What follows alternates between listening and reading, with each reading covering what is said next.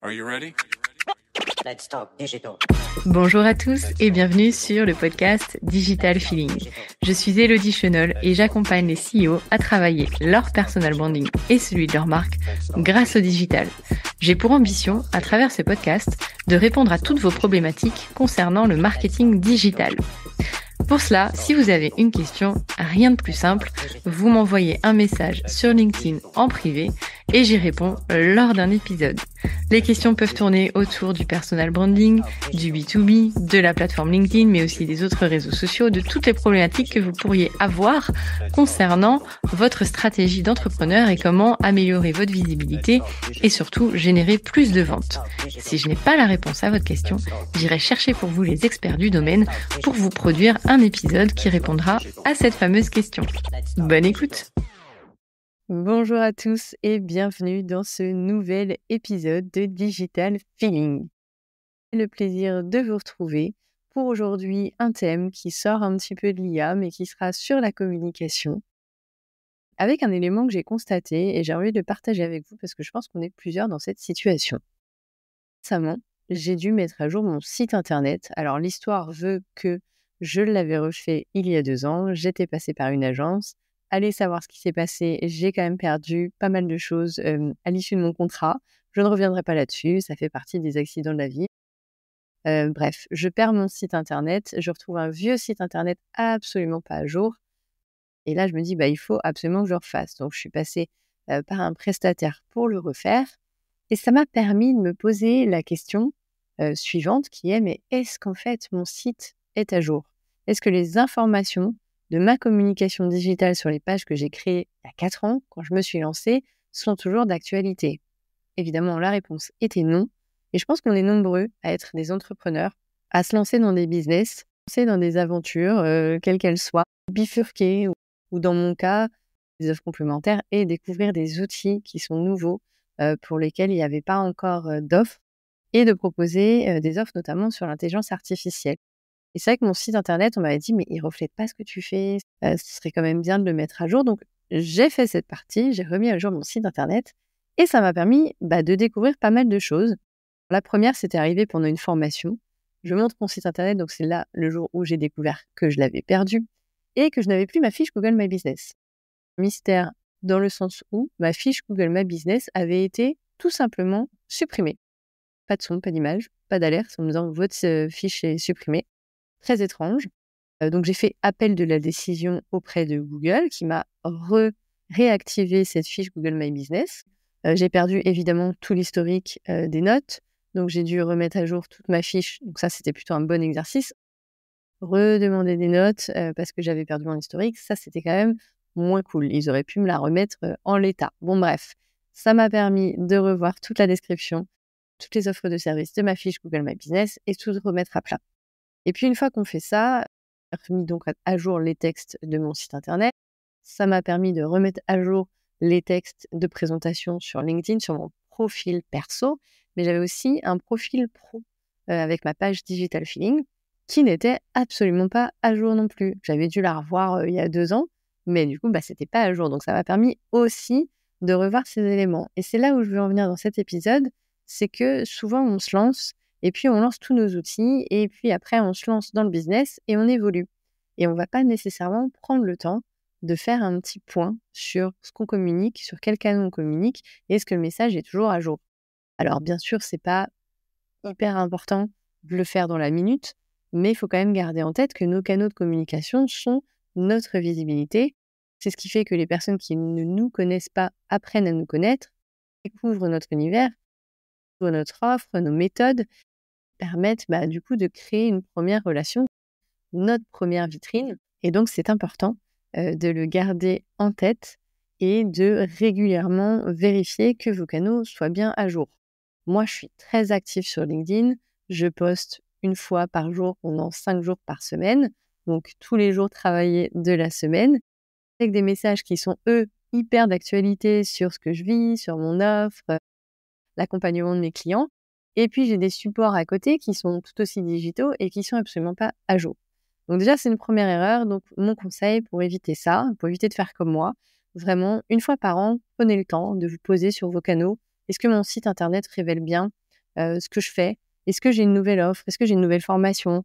Est-ce que j'ai rajouté une corde à mon arc? Est-ce que j'ai fait une formation? Est-ce que j'ai des nouveaux clients que je peux mettre en référence sur mon site internet? Toutes ces choses qui font la vie de votre entreprise, eh bien, n'oubliez pas de les mettre à jour sur vos supports qui, eux, sont plus ou moins pérennes, sauf quand Google vous supprime votre page, mais sinon qui sont pérennes et qui seront les premiers contacts avec vos clients. Ensuite, je voulais aussi faire un petit focus sur les sites internet générés avec de l'IA. Alors, moi, j'adore l'IA, évidemment. J'ai testé plusieurs sites qui m'ont paru très bien visuellement. Mais quand on rentre dans le texte, moi, c'est un problème que j'ai eu du coup sur mon site internet, c'est que ce que proposait l'IA était très joli, très bien rédigé, mais absolument pas la réalité. Et donc, je me retrouvais avec des formations qui n'étaient pas des formations que moi, je donnais dans ce que je faisais. Et donc, je trouve ça assez biaisant et donc, c'est un point de vigilance que je vous partage. Si vous générez vos sites internet directement avec l'intelligence artificielle et que vous faites la correction automatique avec, souvent c'est proposé sur les sites, lisez bien. Relisez pas forcément tout de suite. Attendez peut-être une journée à tête reposée parfois. C'est bien aussi de revenir plusieurs fois. En tout cas, moi, c'est ce que je fais. Je vais relire une première fois, je vais modifier, puis finalement, je vais me reposer, je vais revenir dessus. Et ça permet de prendre du recul par rapport à ce que vous propose l'IA, qui est si bien rédigé, mais qui ne correspond pas concrètement à ce que vous faites. L'IA, c'est fantastique, c'est des outils qui sont incroyables, qui vous permettent d'aller plus vite. Et d'ailleurs, je vais l'utiliser dans le montage de ce podcast aujourd'hui parce que je l'enregistre dans des conditions qui sont absolument pas les conditions habituelles. Néanmoins, ça va me faire gagner du temps, ça va me faire gagner en qualité, mais ça va pas remplacer ce que je raconte dans cet épisode. Et c'est un peu ce qui se passe avec la génération de texte. Si on prend comptant ce que nous propose l'IA, on a des chances de plus avoir beaucoup de valeur et de se dire bah, ce que je raconte est un peu creux parce que l'IA reste un outil formidable qui n'a pas tout votre contexte, toute votre profondeur, toute votre richesse, tout ce sens critique que vous pouvez apporter, ce pas de recul que vous devez apporter dans la réalisation de vos contenus. Donc vraiment, prenez le temps de relire et de challenger l'IA. Et du coup, c'est un sujet multi-sujet, mais ça me fait penser à des étudiants que j'ai accompagnés et qui ont complètement été subjugués par l'IA. C'est l'effet les lapins dans le phare, le cerf dans le phare, comme vous voulez. Mais c'est l'effet waouh, baguette magique, c'est incroyable. J'ai un texte super intéressant, super profond, hyper bien tourné. Enfin, on a l'impression qu'il est super profond, mais en réalité, pas du tout. Hyper bien tourné, c'est beau, j'y vais. Mais si vous faites ça, bah, ça veut dire que vous acceptez de vous faire remplacer par l'IA. Et on n'en est pas là. L'idée, c'est de travailler avec l'intelligence artificielle, développer des compétences et de développer des outils qui vont vous permettre d'aller plus loin dans le partage que vous faites déjà, comme ça peut être la rédaction de posts, ça peut être la rédaction de sites internet, ça peut être la rédaction d'articles, mais repassez toujours derrière. Ces fameux étudiants que j'ai accompagnés, ils m'ont fait une présentation, j'avais envie de pleurer parce que c'était creux, parce que 3 fois on me répétait le message, mais de façon différente. Donc vraiment, relisez, rajoutez votre patte, rajoutez votre valeur, que vous soyez étudiant, que vous soyez entrepreneur, que vous soyez expérimenté. Ne prenez pas compte ce qu'on vous propose. Remettez de vous dans ce que vous a généré l'outil. Et c'est important de le faire après, une fois que l'outil vous a répondu, parce que si vous le faites avant, il va le reformuler avec ses biais à lui. Et le temps de rajouter de la valeur, de rajouter de vous, de modifier, de challenger ce que vous a proposé l'IA. Sinon, vous allez vous retrouver avec des sites internet, comme il y en a beaucoup, qui sont malheureusement un peu creux, ou des articles, comme malheureusement on en voit beaucoup, où il n'y a pas vraiment le fond, l'angle du journalisme, ou l'angle, sans être journaliste, mais l'angle que vous avez voulu apporter à travers cet article.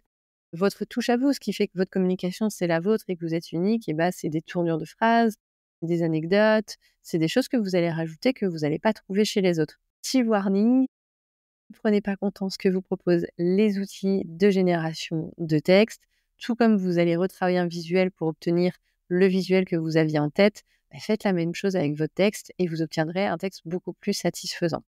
Voilà mes messages lors de cet épisode. C'était donc maintenez vos canaux de communication à jour. Posez-vous une fois par an. Est-ce que j'ai toujours cette offre-là? Est-ce qu'elle n'a pas évolué? Est-ce que je ne propose pas quelque chose d'autre? Voilà, qu'est-ce que je peux faire pour améliorer ma communication peut-être? Générer des articles pour améliorer mon SEO. Ça peut être des choses comme ça. Est-ce que ma fiche Google Business est toujours active? Est-ce qu'elle est à jour? Est-ce que j'ai créé une page pro à ce moment-là sur LinkedIn? Est-ce qu'elle est alimentée? Combien de pages professionnelles sont plus alimentées? Et donc, est-ce qu'elle est alimentée? Est-ce qu'elle est à jour? Et puis, est-ce que je peux utiliser l'IA pour m'aider? Et à ce moment-là, si j'utilise l'IA, c'est OK, mais je prends bien mon pas de recul pour vérifier ce que m'a proposé l'outil et que ça corresponde bien à ce que moi, j'avais envie de transmettre comme message ou comme information. Je vous remercie d'avoir écouté cet épisode et je vous retrouve bientôt. Thank you. You're welcome. Let's talk digital. J'espère que ce podcast vous a plu. Si vous avez aimé cet épisode, n'hésitez pas à soutenir le podcast en laissant une note et un avis sur Apple Podcast ou sur vos plateformes d'écoute. Ça me permettra de remonter et de pouvoir partager à d'autres entrepreneurs les réponses que vous vous posez. Merci à tous, à bientôt.